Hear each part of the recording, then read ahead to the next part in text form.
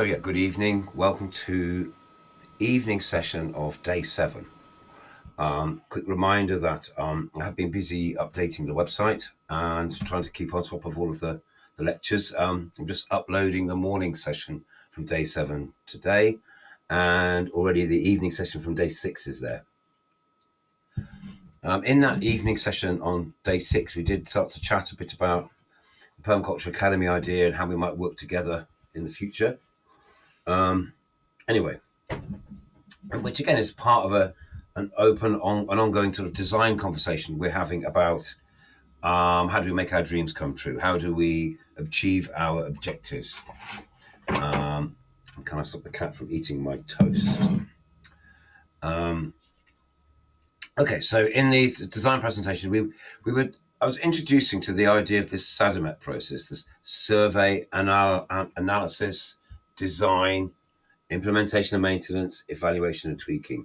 That this idea that design is a sequence, and it starts with intention, and it starts with identifying clear objectives, and we're taking you through this narrative this morning. Now, I think the rest of the slideshow is kind of observations and things and ideas and observations that we might bring into our design planning, and then we'll look at some examples, a couple of examples of designs, and you begin to sort of see perhaps how it all might work together. So one of our simplistic but kind of universally true ideas is around water flowing downhill, and we can observe this in landscapes, and we can observe the shape of the landscape. We can ask ourselves very important questions about how water might travel through that landscape. It gives us a chance to think where we might make small interventions to trap it, to reduce its erosive potential, so on. Knowing that water flows downhill, and in particular sort of climate zones, might influence then how we strategically arrange elements in that system to gain the best advantage, to harvest the most yield from those elements. We've got some trees. We've got some trees on our hill, but we've also got trees on contour. Those trees on contour will interrupt the surface flow of water and greatly increase infiltration of that water into the soil. It's good. It's good for animals to walk along contour. They erode tracks that also help reinforce that kind of infiltration, rather than running up and down, being forced to run up and down hills where they might exaggerate gully erosion. You can imagine as the season rolls on, seasonal rainfall that happened at the top of the mountain, the top of the hillside, slowly works it down through the system, and we could follow the animals behind it. It's just a simple idea about sort of sequentially exploring a landscape. This is a much more complicated design, a big scale design. Installing large waterworks is a significant investment, and if you get it wrong, hard to fix.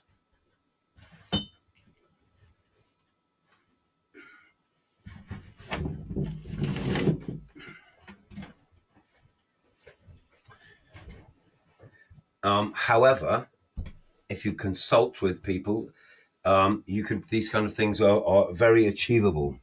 And looking into a large landscape where perhaps large seasonal flows of water might come through and then leave the system again.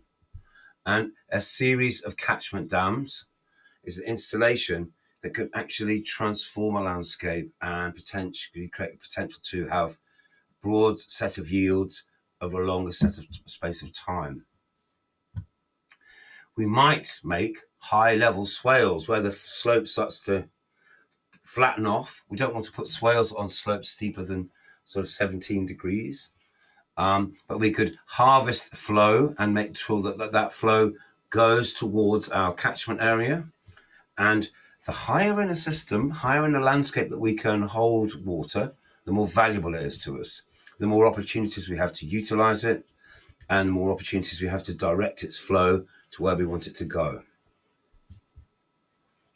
This dam has a spillway. When it's full, we need to have thought about where that flow is going to go. So we have to think about this as a sequence of interconnected elements operating as a system. So we've brought as much material as much of the water as we can into the top of the system. But when that system is full, it's going to flow into a spillway.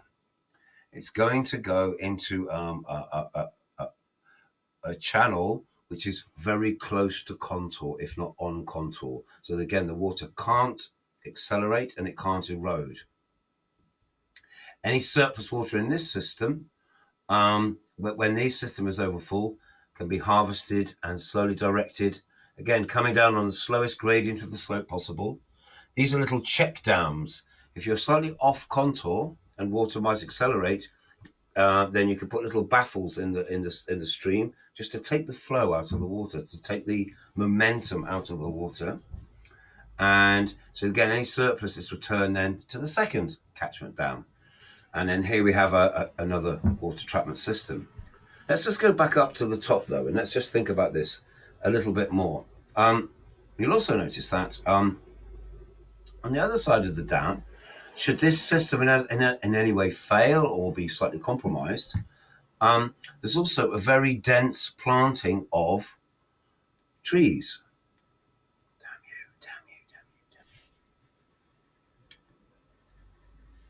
Aha. So if you want to discharge water, you want to either discharge it onto a levelest ground as possible to slow it down and have a secondary catchment, or discharge it into vegetation where it can't erode because there are plant roots holding the soil together. Here we come into this system and we've seen, again, similar reinforcing strategy there. We're supporting that function by strategically placing certain elements. And then on the other side, we have another kind of system, a stepped chinampa. There's an interesting thought that could we have a series of level ditches, which are cultivatable. So we make our water, when this lower catchment down overflows, the water flows into these trenches, slowly percolates, trickles through, overflows, overflows. So it's hydrating a large landscape. It's doing as much work as it possibly can. And before, again, it rejoins the system lower down. And look again how these lower slopes were, again, heavily reinforced with tree plantings. So if there is a danger or if there is a reality of overflowing or flooding, the landscape itself is stabilized. So just think about that as a design approach where the function of slowing down water, trapping that water in the landscape, is being reinforced by multiple elements. We've got the swales, we've got the diversion drain, we've got the spillway, we've got the dams, we've got the contour plantings, we've got the check dams, we've got the chinampas, we've got the final plantings as well. Multiple elements to reinforce a function. That's permaculture design, and you can see how you might be able to approach that.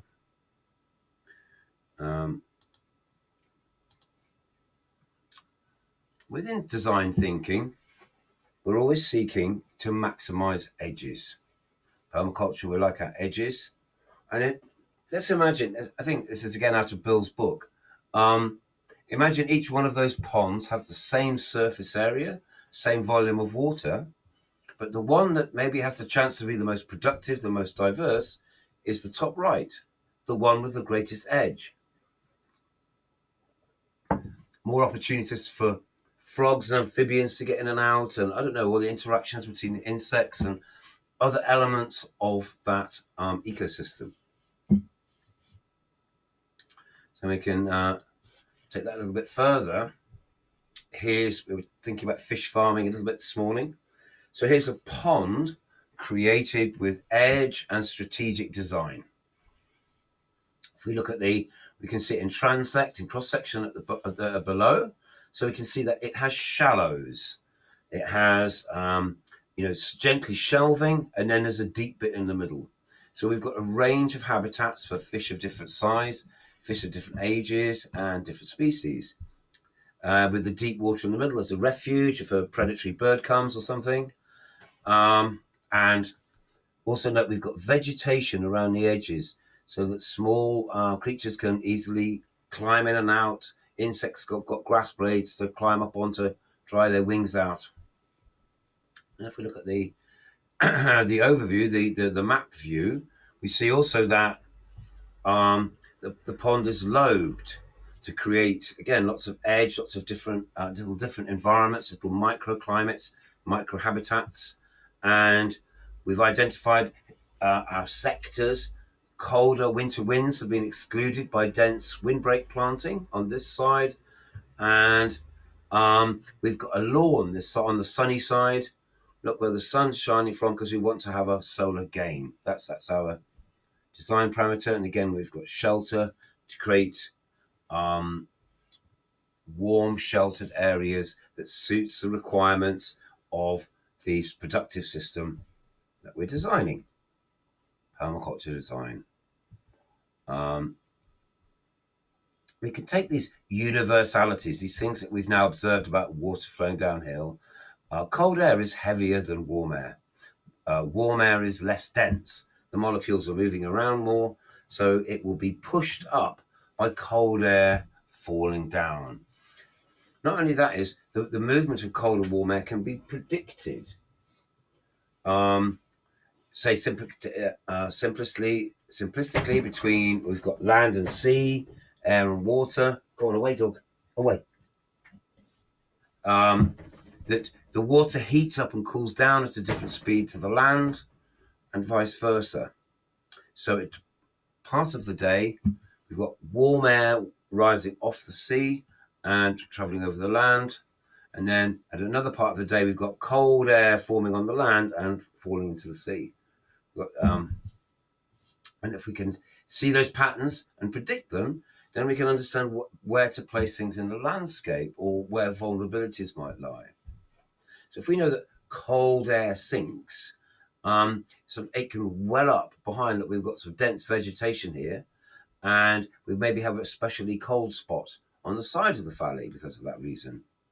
Or in this other example, at the bottom, so cold air will slump down onto the valley bottoms, which is why that's not the an ideal place for settlement right on the valley bottom, because you'll be sat in the cold night air.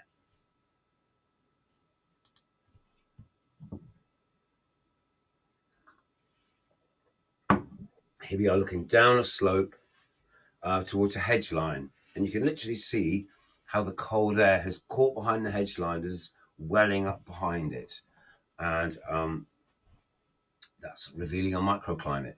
That might give you a design strategy. It might give you a sense, if you had an opening in that hedge or some different shaping, it might allow that cold air to flow through.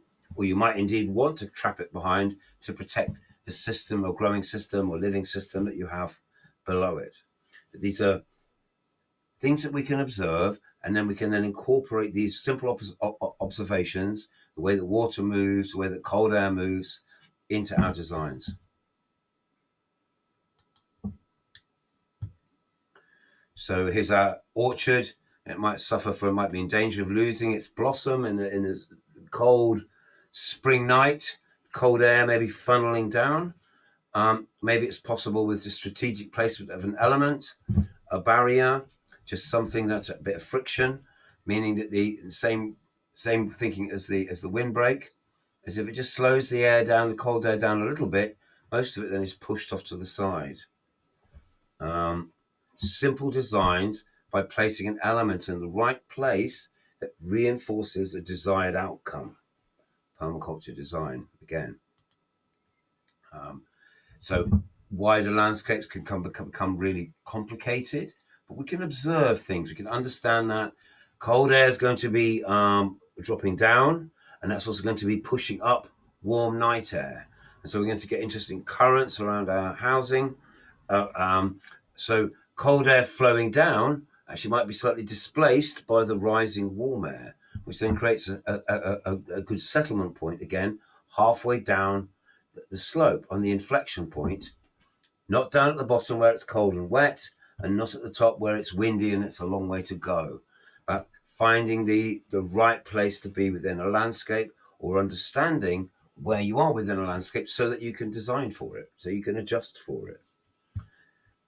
All of these things can be observed by going out at different times of day, looking at the way that the wind's moving, the leaves are moving, noticing the movements of wild animals, birds.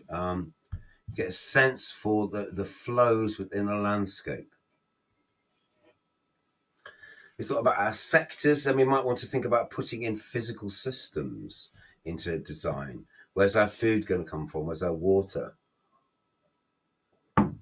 Buildings and shelter, energy. Can we harvest energy? What other opportunities do we have?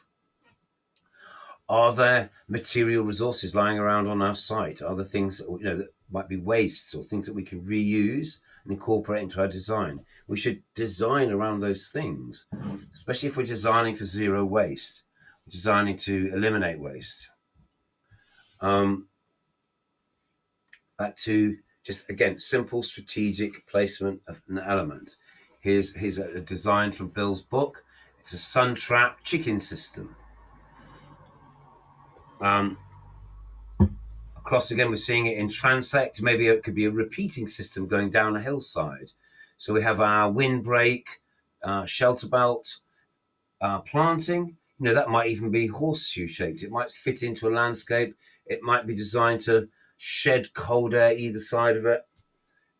It would be shaped appropriately to whatever that place was, orientated, open for solar gain, and protected for sort of thermal loss.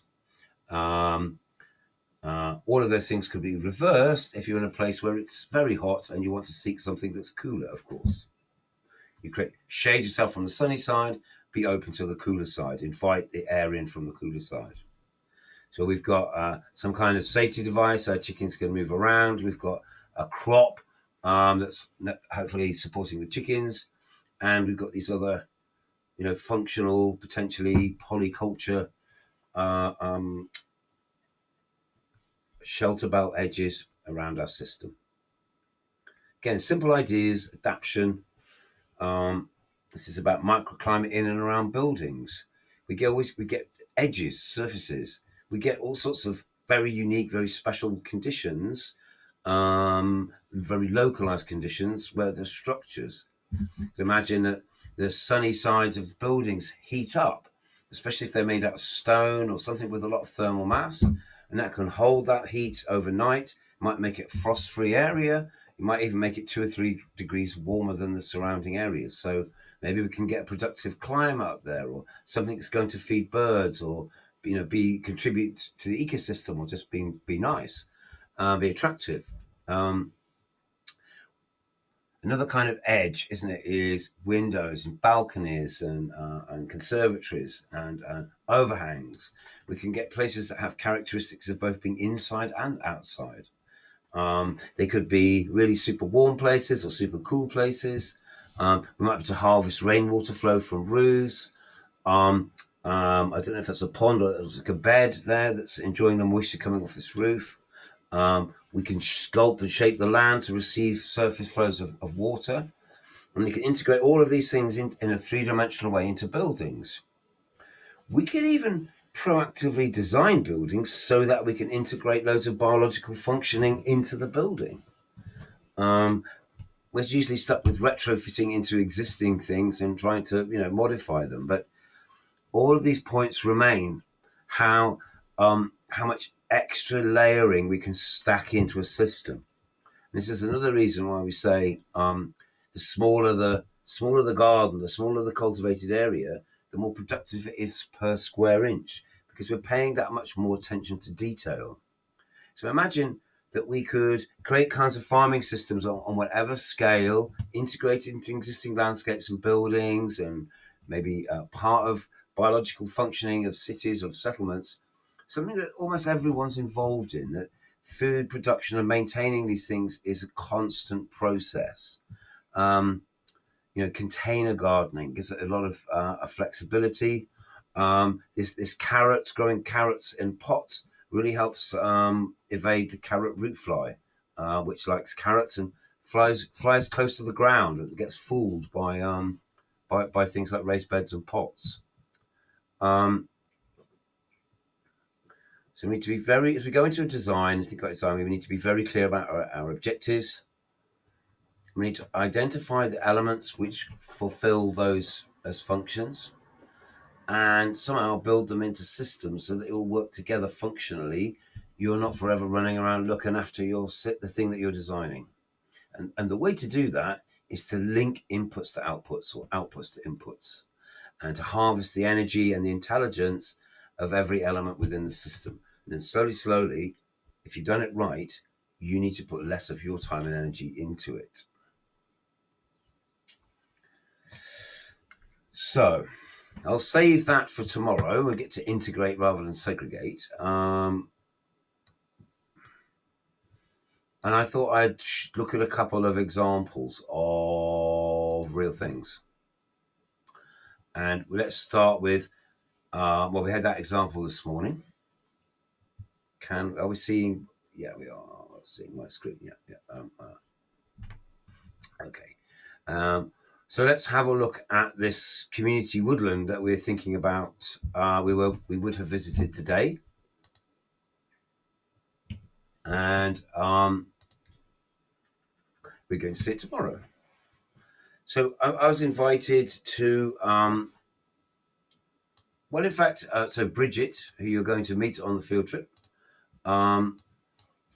came on the PDC that we did last July at Trevlack Farm, but mainly online. And she and her husband and another family are coming together to create a guild of people, to create a community interest company, which they're calling Ferm Goedwig Gylmenedol Dyffryn Tanad, Tanat Valley Community Forest Farm. And what are their, so I said everything starts from values, everything starts from those objectives. What is it that they want? What is it? Why are they doing this? What's their motivation for creating a community woodland? Well, there's loads. Yeah, they want to. It's a legacy project. They want to create something that will outlast them. They want to give to nature. They want to give to community. So the idea of it's a community interest company. They're trying to create something in perpetuity. In order, and they want to connect the community to that landscape and to share their enthusiasm and to help value natural landscapes, and to create an oasis from which regeneration, succession can come, as hopefully as we heal the landscape and bring back diversity. So they're going to definitely be they want to plant trees and hedges. They want to create ponds and wetlands. They want to reduce grazing to allow wildflower meadows to recover. They want to develop wildlife corridors where possible. They want to do volunteering and offer land-based skill courses.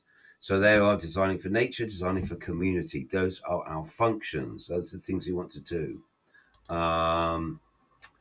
Values and goals. Well, yeah, your landscape regeneration. They want to create an ecological and social legacy. Also a productive landscape. They want to get income from it. They've got ideas about regenerative grazing. They've got a lot of ideas about linking to community. They're interested in climate resilience, and they want it to be accessible to everyone. They want to really understand and nurture the existing biodiversity rather than impose themselves on the landscape. So there's some listening. They want to embrace permaculture, organic principles, and a very strong interest in bee forage, honey production as a financial yield, and having a low impact yet harmonious sort of set of enterprises that utilizes that space. Between them, they've got a lot of knowledge, they've got good communication, and and a lot of horticultural knowledge. So that's the sort of the client survey. What are their objectives? What are their motivations? What kind of things are they thinking about? Here's a base map that they gave me. That's some of the deeds. And what we're seeing is 40 acres of Welsh upland hillside. And down the bottom here is a little village called Penygarnedd, a stream coming down here. And so in this design, I've tried to take the raw input, the information that's come to me, and then try and express that in a way in which we can now begin to get an understanding of it. So here's that boundary superimposed over the Google map. And actually, for our own interest, this red area that's where Will and Bridget's, that's where they live, and they're going to be the driving force of this project, one of. And there'll also be, we've been writing funding bids together, and we also hope to recruit someone, maybe Team Sector 39, who knows, to kind of help drive this forward and coordinate it. So as you can, so this is, yeah, let's just explore this a little bit. So, and this is in the upper reaches of the Tanat River. You can see there's a little pond there, formed by a dam. We're in the upper drainage channel of the Tanat River, which drains into the River Severn. And this bit, I've sort of put a few photos in to help see it. This is where Will and Bridget live, and this is where we'll go to tomorrow. And the immediate nearest bit of the land to them is the only south sloping bit, and that ridge there slopes down towards their house. The rest of it is sort of north facing, so not ideal, but then interesting. So that's the south sloping bit, and that's looking down the north sloping bit down to the village at the bottom, to Penygarnedd. It's steep in the middle. It's been pastured for a very, very long time. Surveys that they've done have revealed that lots of different kinds of fungi, especially actually in this steep bit, that shows that this land has not been ploughed, cultivated, or tilled in a very long time. So we've understood that this actually has high ecological value and as pasture. So we're interested in maintaining that as best we can. Part of our survey, gathering in information. Get views across the lower slopes. There's a lovely field at the bottom with a lot of potential. Haven't decided what yet exactly.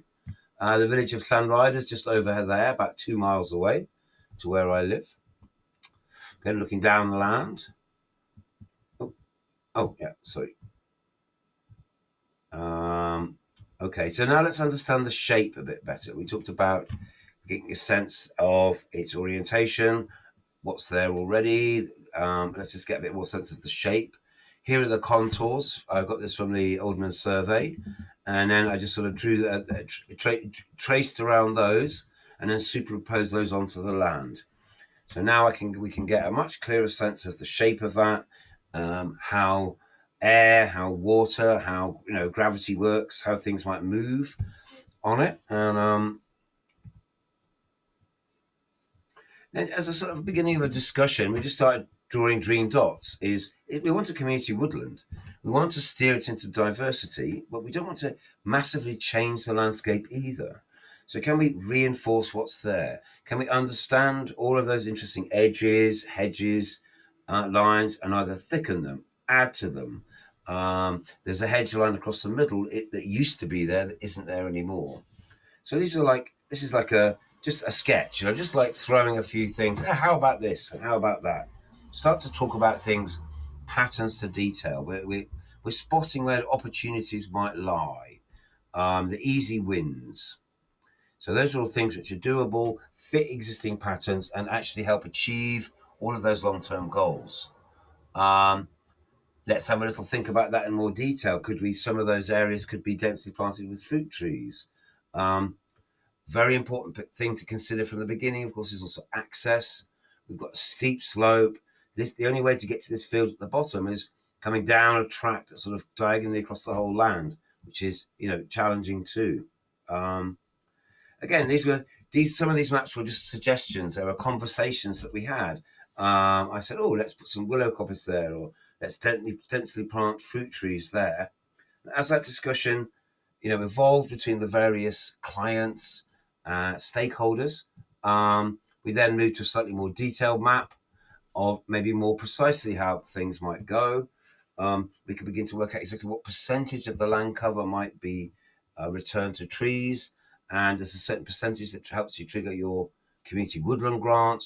and then also then trying superimposing those ideas back onto the map, getting a bit more of a sense about how that might all sort of fit together. And remember, we've done all this thinking before the project's even begun. But and as I'm saying, as you unroll a design like this, it changes in lots and lots of ways, but you find your place to start. And what Will and Bridget have focused on is, this is where they live here. This is the bit that's nearest to them, where they are. And Will has put his energy in an investment into it because he wants to build a bee orchard and, to fulfill his own, meeting his own needs. So they're focusing on that because they're doing that closest to home, and it's the thing that gives them the most immediate return. Whereas all of the zone 4, zone 5 stuff is, the idea for this part is just natural regeneration. So all we have to do for that is remove grazing animals and just let it happen. So again, getting a sense, we've only thought about this so much, but also already getting a sense of the shape of kind of what we might be aiming for, an outline that we can share and communicate with other people, so that other people can say, oh, right, yeah, that looks interesting, what you're doing. I can see how maybe I could fit into that. Yeah, anyway, so there we go. That's that little project, and it's just emerging from its chrysalis right now. They only secured the deeds to the land a little while ago, and we're right at the beginning of something that's interesting. So I'm showing that to you for a couple of reasons. One is it's very relevant to what we're talking about seeing the patterns amongst all of that detail. But the next thing is, I'm inviting you to be part of it, or to feel part of it, or to think about how you might build a relationship with that really interesting project as it unfolds.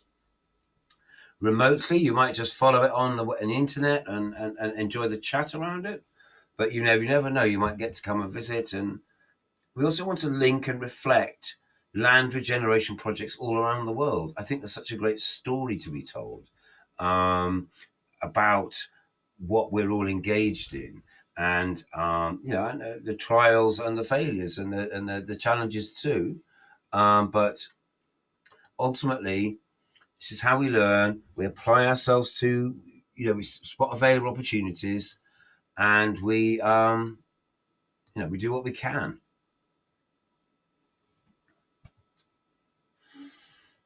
Okay, so I'm going to tell another story, a slightly longer one, about the Cwm Harry story, and this was a really big part of the Sector 39 story, and it's really worth sharing. And I hope it's interesting and insightful as well. So, in 2010, there was a woman called Hannah, and she had done a PDC with me in 2008. She moved to Wales. She worked at CAT for a while, and then she started working for Cwm Harry. And Cwm Harry at the time were challenging themselves to build a zero waste economy in Newtown. And they realised that to do zero waste, the first thing you had to do was remove food waste from the waste stream, because you don't want to recycle your bottles and your plastic if it's got yesterday's lasagna stuck all over it. So obviously separating, and also the food waste is the most easily recoverable and most valuable part of the waste stream. So that would also be very sensible to start with that. Start with the best bit, the easiest, the most valuable bit, and then actually you make the rest of the recycling thing easier. So they started small, and then they grew, and then they got a big grant because it was suddenly very important bit of research and in line with Paris County Council objectives. And so they hired this industrial unit. It's just one of those metal box buildings that they build for industry. And there's a yard in front, for deliveries on a trading estate. There's a railway. And here there's this about 2/3 of an acre lot of ground that hadn't really been used for anything. It's just subsoil clay, and they'd park trucks on it or something. So they put the compost factory inside this building, and slowly the idea emerged of, well, what can we do in this space? Could we use some of the compost to develop a garden? So there we are, food waste. Please let us turn your compost, your food waste back into compost. Can we turn waste into a resource? This is what their poster at the time, 2010. And we could just pause and talk a little bit about the composting process as well, actually, because I thought it was really interesting. This is inside that big shed, and it's cut into two. There's two halves, a clean half and a dirty half. We're currently in the dirty half, and tractors and loaders and diggers and things would come in. This is the food waste. It's delivered in cellulose plastic bags, biodegradable plastic bags, and the lorries go in and out. And when they move to fit the compost within the factory, the trucks have to drive through a wheel wash here that cleans the wheels of the tractor. So the idea is to make sure is to stop the possibility of contamination from one side of the factory to the other. And that's because food waste is hazardous. It's labeled technically hazardous. It has listeria, botulism, salmonella, things like that in it, which could be very toxic. Things that we can't see. So this is how it works. That's the nitrogen. The food waste is the nitrogen. To make good compost, you need somewhere between 25 and 50 parts carbon to each bit of nitrogen. So to break that food down, you're going to need a lot of carbon. And where that came from was hedge trimmings from within the town, and all the sort of the mowings and things from, not mowings, but hedge trimmings, woody waste from the town council. And all of that's mixed with the food, and it goes into this big green machine, which is a macerator, chews it all up, makes the particle size more uniform, and it spits it into this big hopper. And in that hopper, you've got a large volume of freshly chewed up carbon and nitrogen. It's a perfect environment for thermophilic bacteria, multiply very quickly, create a lot of heat conditions that they actually like, moist and wet. And in that time, they can break that up, the composting process. After the temperature can rise to 70 degrees centigrade if you optimize those conditions. It can actually get so hot that the compost can set on fire. But to achieve food waste cycling standards, you need to get it to be 70 degrees centigrade for 48 hours. And after that time, you've pasteurized it and it's clean. And that's then why there's a clean and a dirty half to the factory. It doesn't have to be 48 hours continuously. It just needs to be 48 hours. So if you don't achieve that the first time, you turn the heap and do it again. And after you've done that 2 or 3 times, it's pasteurized, and you've got now a batch of ready to go compost. Now it needs to be finished, and you drive it to the other side of the factory where there's a series of bays. 1, 2, 3, 4, 5, 6, something like that. It's in each bay for a week. You turn the end one out, turn number 2 into number 1, number 3 into number 2. And there it is. There's the compost product ready to go. One batch, usually about 40 tons. And it's rocket fuel, very high. In fact, we had to call it soil improver. Not really quite compost, because it had a lot of nitrogen, so rich. And that's the back of the factory. You can see where it's a fairly stark industrial, not very exciting environment. But you see, there's already a couple of polytunnels there, and they were already trying to start a growing project. But what they found was they were throwing money at something that wasn't yielding anything, and they had to stop. So they were looking for another way to do it. So it seemed to me that there's our waste factory coming from the community. It made to me only sense that the waste, if the community, spare time, unemployed people with energy to give, could convert that compost into a garden. It seemed fitting. So we gave them the idea of a community for permaculture community garden running on their compost in this industrial yard. And lots of people, then they said, well, it's very hard to get volunteers to come to this place because it's smelly. and because it's in the middle of an industrial estate, it's not close to where people to live. So it's challenging. And I'll say all of this, Faya, because I had this story. I think really relates to potentially any urban community permaculture project, and this could be, this is Newtown, Wales. This could be Johannesburg too. It's just that the details would be slightly different. So, very compacted ground covered in docks. Docks are signifiers of compacted ground. That's pretty much all we had growing there voluntarily. And assets, things that you couldn't help noticing, is that very, very big building implies that we could harvest a lot of water. Inside that building is an almost unlimited amount of compost. So no matter how bad this soil is, if we mix A, B, and C together, we've got the basic ingredients for a garden. All we need to do now is to think of how we get those things together, and think about the design, think about the detail. So we can do a community garden here. I'm absolutely certain of it. You have the ingredients. You've got space, you've got compost, and you've got water. And they also had a little bit of budget. It wasn't a lot, but they did were able to employ someone, I think, a day and a half, a week, or 2 days or something. And yeah, that was it. So I also noticed that someone had begun teaching gardening in this yard. And there were just 6 tiny little beds that someone made for the purposes of teaching. That person's name was Emma. And this was the horticulture project they'd paid someone to do and then had stopped because it wasn't worth the money they were paying. So that was how we found it. And so 2010, I came here with a PDC, Permaculture Design course. There are some of the participants. There, in fact, you might even notice Mr. Ian Steele, and a bunch of other people. And there we are, visiting the factory, having a conversation about how we might, what the vision might be, what the potential might be for this garden, how we might go about making it happen. So we made a base map. We scribbled on a piece of paper. We worked out the basic shape and size. We made a little template before we got there. We drew that on the Google Earth map. And then we started scribbling the detail of what was there already, making some notes.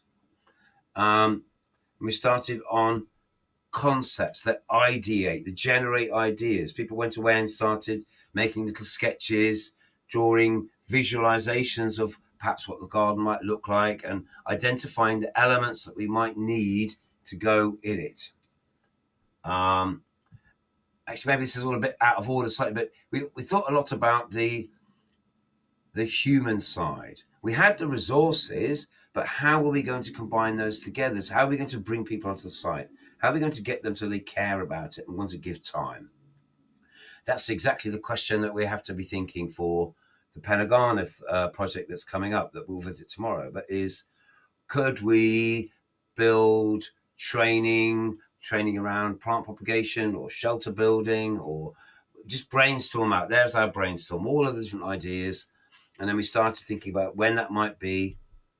If we could organize a series of events that are all about the skills involved in building a garden, and in the process, we might be able to build a garden. I'm trying to think the sequence of those things, and even then beginning to throw onto our sort of base map is the next layer of things that we've decided. So start placing a few of those elements. Some of these beds in green were already existing, and the polytunnels were already in that place.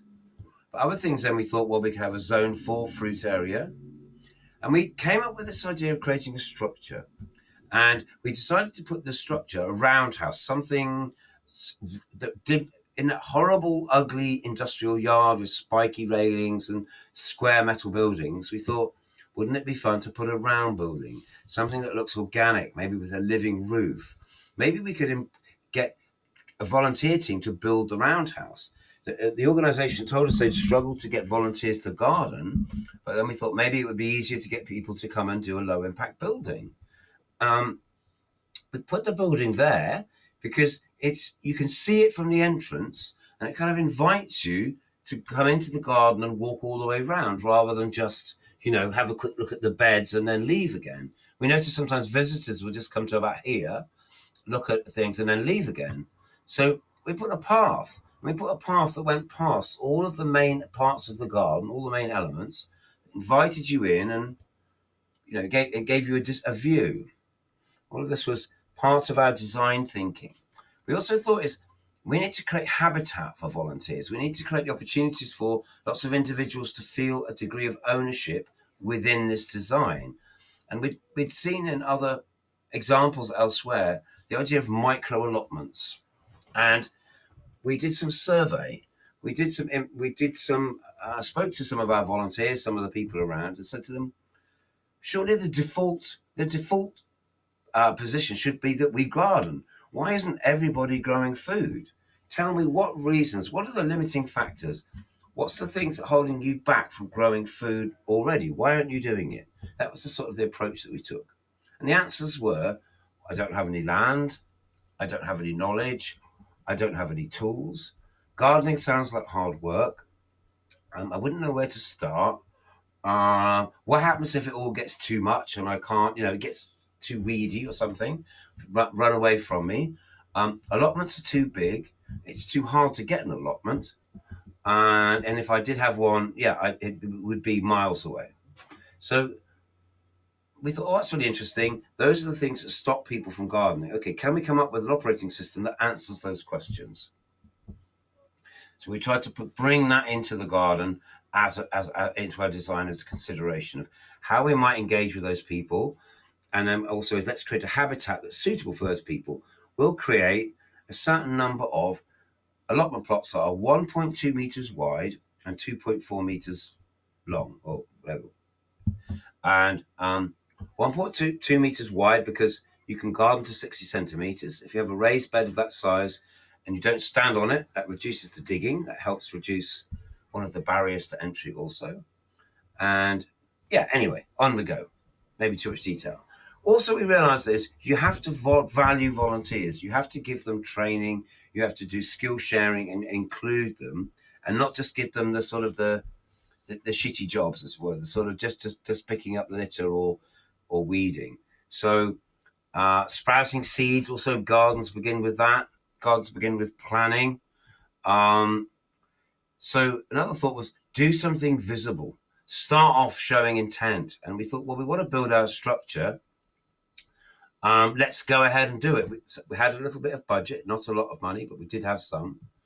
And so we rented a big scary machine and we started drilling holes in the ground. There's a young lad doing community reparations, to helping out, learning, having fun, interacting with my mate Wayne, who was convalescing at the time and had needed something to put his energy into. They set up an amazing housing cooperative. He's put his energy into that now, but at that time he was still on his way. So not only did we start building our structure, but we put it in a corner of the yard where you could see it. And actually the railway line goes behind here. So even the people on the train could see that we were doing something was happening in this industrial place. This is just a mulch mat to start to prepare the soil. We've covered the soil in compost and just covering it now so that to kill off the all the docks and things underneath. We did a bit of an audit on what's available in Newtown. We discovered there's a really big sawmill there. Well, there was. And you could get their offcuts and slab wood quite cheaply. You could get sawdust and wood chip very easily. And so obviously available local and natural resources. We're going to be using a lot of that in our garden construction. The roundhouse. So a reciprocal beam roof, something exciting, different. And it created all these little niches, all these different people who came in and said, oh, I've always wanted to build something like this. I've always wanted to work with wood. And we basically work with hand tools in small groups, very inclusively, and built it in sequentially every Wednesday for several months. And so there was lots of chance for people to come in and get involved in different stages of the building's evolution. Maybe doing some detail carpentry or doing some big chunky bits or making the furniture to go in it. We suddenly discovered there were so many elements to garden making, building, and each one of those could be a way to include and involve more people. Look, here's our path with compressed bark bark chippings, which was the cheapest material we could get to, from the sawmill. Here, the beginning of the micro allotment plots, and slowly, sort of creating a habitat, a rich environment people can move into and find a way to express themselves and be involved and feel like they're part of a team. And as the construction was evolving, so we were the garden starts to evolve around it. This woman, she actually traveled quite a distance every week to come, and she was almost weeping. She you don't know, my whole life I've wanted to work with hand tools and carpentry tools, and typically my granddad taught my brother, but I got taught how to bake cakes, and this was what she wanted to do. So what a delight to be able to involve people in making something that's striking and beautiful and different, in a way in which is learning and actually becomes a catalyst to build a garden, to build relationships and community. And as all the interactions around the garden start to build, suddenly we're doing different little courses, different little volunteer things, different little chances to get input into it. And this was just like, for me, just a little aha moment for me was one day just picking up a stick lying on the ground and seeing it was almost stuck to the ground with mycelium, just infused with it. And suddenly realized, oh my gosh, this dead place that was there is now totally coming alive. Not only that, as we're building relationships to people from within the community who'd never thought about gardening before. And actually people from within the community who had a need for food also. And that suddenly really reinforced the gardening thing. Slowly, the soil comes alive. People learn how to help you and bring you the materials that you need. You find more and more detail within the garden to create more habitat and create more ways that that people can interact and be involved. And then you start getting visitors from overseas, and people come, oh, we're coming to see your community garden. And next thing you know, I'm meeting people from Uganda. So this was actually in 2011, and these are people from a place called Kamuli, eastern Uganda, and that's really part of how Sector 39 ended up working out there. Was we met these people. We met, mutually beneficial relationships were formed. We found we had things in agreement and decided to try and find ways to work together. Seed saving.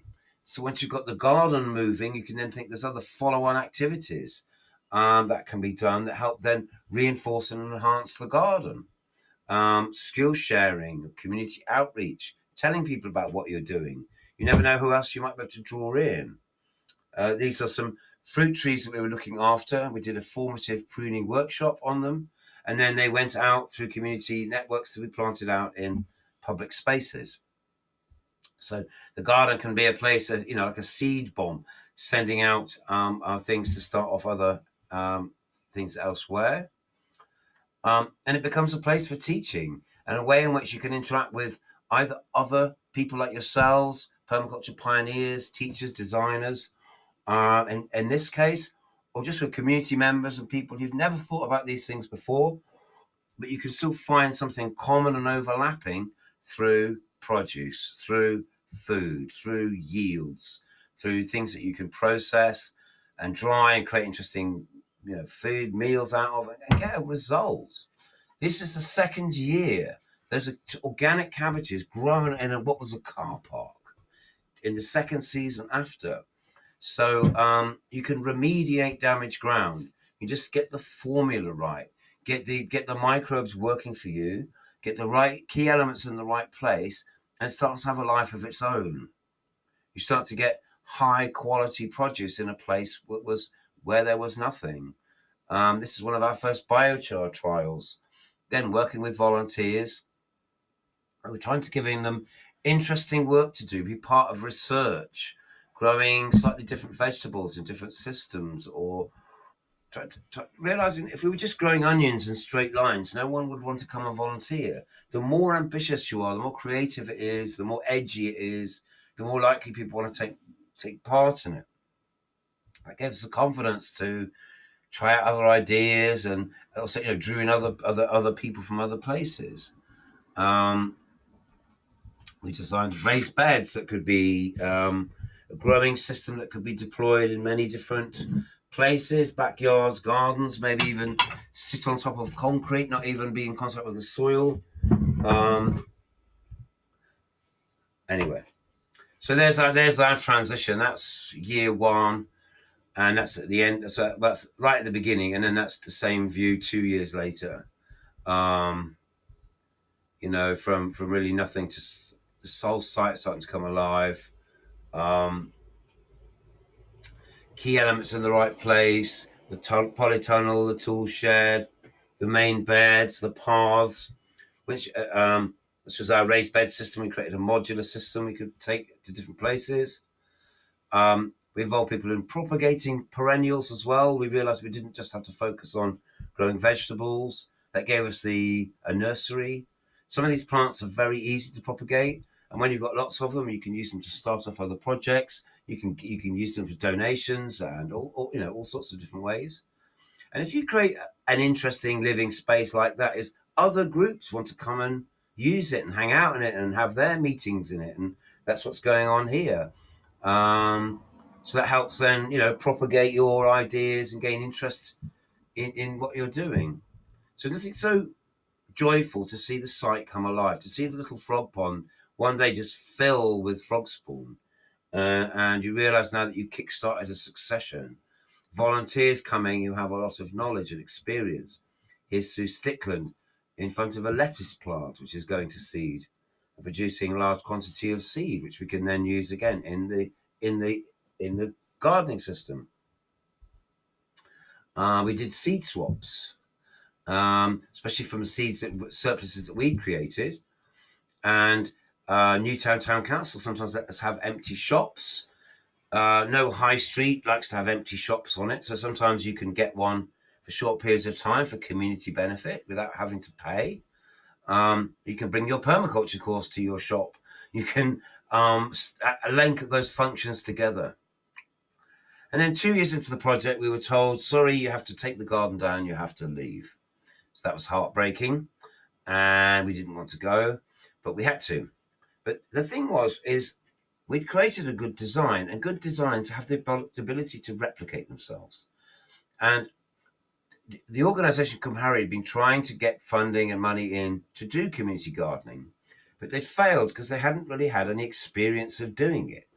And what we managed to do on a fraction of the budget in the backyard of the compost factory enabled them to write a successful bid to the National Lottery, or we did together, to get the money to start a new horticulture centre, but on a better place, on a bigger site in the right part of town.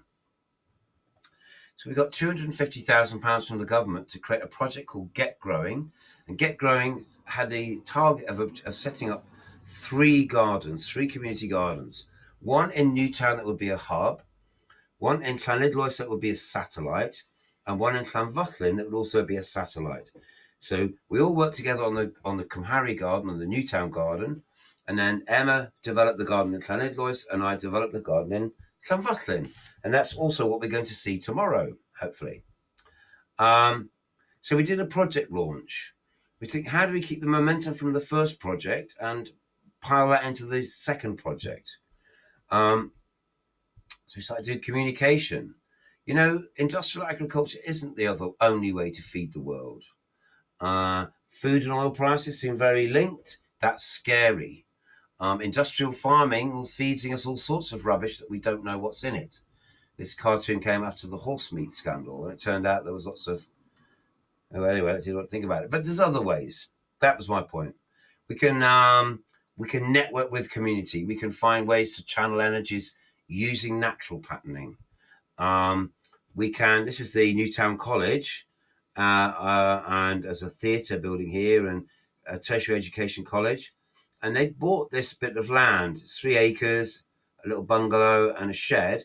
They bought this to use for... They do already teach farming there, so they thought they might teach horticulture. And when we came along, they thought, they could form a relationship with us, and we would do that. And that was the initial intention, and that was how we decided to build that relationship. So this is the land when we got into it. It was very overgrown, hadn't been used for a while. I cut it all by hand, was the only way I could think to get in there. In terms of launching our project, is we invited everyone that we'd met through the previous project and put them all in a room and made a big, speech. Say, come and be part of the new project. Here's our vision. We decided to open a design course to help design the new centre. Right from the beginning, we thought, let's stick to our principles. We'll use permaculture design to design the centre, and we'll let our students input that, and we'll use our Sadimet process to consult with the clients. It would be the college, it would be Cwm Harry, the trainers, maybe other people from the community. And that's what we did. We identified elements and systems and started to try and place them within the base map. We started adding levels of detail to that. And from that, we produced a kind of a schematic of the main elements of the system, how they might work together. We printed that out. We gave a copy of it to everyone who was one of the stakeholders or, and people invested in the project. And we had a launch day, and we got some men in suits to plant the parts of mulberry tree symbolically.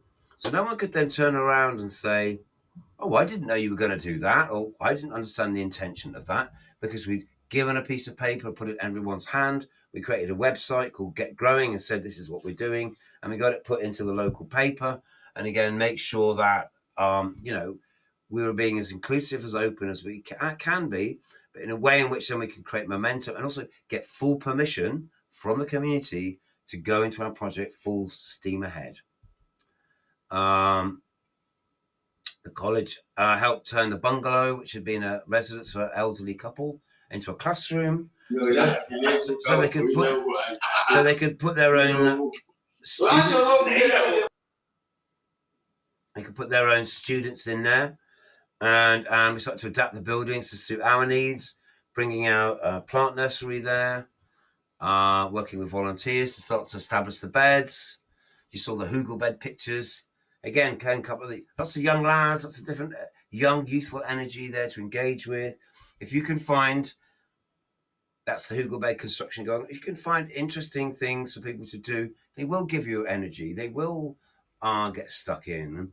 As these lads were building the system, they were slowly saying, why are we doing this? Well, this is really strange. And then it's like, yes, you've got their attention now. Now you can begin to, rather than giving them lectures about soil quality and stuff, it's like, wait till their curiosity is spiked, and then you can begin to talk about what you're doing. So this was always like seen as a step-by-step strategy to include people into the process and have clear sense of design about why we were doing what we were doing, so that we can then explain that to other people so they can all learn from the process. I've taken many PDCs there, many permaculture courses, different times over the years, sequentially establishing food forests and all sorts of other systems there. I was just doing a pruning workshop with Emma. We transplanted the micro allotment idea that had worked really well, and in fact that's just grown and grown in the new garden. There's where we broke their own rule. I said build the path first. Because we built this garden in a real hurry, we thought we'd kind of, break our own rules and started carrying loads of materials in there until it turned to a mudslide. And then we had to spend several days turning it back into something usable. So there's a reason for these ideas of sequence. We also set ourselves the challenge of no bonfires. Let's not try and just get rid of stuff. Let's try and see everything as a resource. So again, that was one of the reasons we built the hugel beds. And that's also a reason why we're creating a dead hedge around the micro allotment area to define it, to create shelter, to create habitat for insects, but also somewhere to put all the sticks. See, every output is a resource and a potential input into the system. Now, I think that's as far as this goes. That's a bit more with our engaging with different sectors of the community, doing carpentry training. There's playing around with our raised bed system and skill sharing events, propagation, our grafting workshops, and then doing community outreach, helping other projects get started. not just in Newtown, but then going up into Liverpool and finding other contexts to take what we'd learnt at Cwm Harry and to allow that to go out into the community in other places. So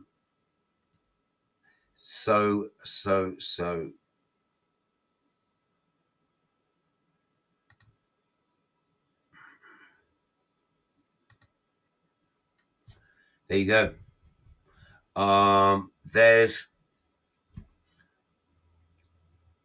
I've given you a story there of a design and how it evolved and even managed to move from one location to another location, and we just redeployed the same elements differently to suit the new circumstance. That sequence of events just goes really to the establishment of the Cultivate Garden, and that's back about 2014. There's a lot happened since then, and if we get a chance, I've got YouTube clips of things of what's on there now, but again, anyway, it's there. All of these things are ongoing. And we had a little think about Penygarnedd, which is where we'll get to see tomorrow, another project at the beginning. And I'm also inviting you to think about how would you like to collaborate with that? How would you like to be part of that? They really want to link out and invite people to take part in it. And all of that sits under our design from patterns to detail. And at the beginning, I'm asking you to see the patterns and identify the long-term objectives, and then slowly we'll move into this. So tomorrow is integrate rather than segregate, another very interesting principle and perspective. And yeah, I feel talked out. I hope hope that's been useful, and I hope it's got you to somewhere now. Do use the website. There's tons of stuff on there. I'm updating it now, including with this talk, and all of the things I've showed you as slideshows. They're all on there as PDFs as well. You can download them if you want to. You can go back and review them. There we go. So I'm going to say good night, everyone. Thank you very much for your attention, and I shall stop recording.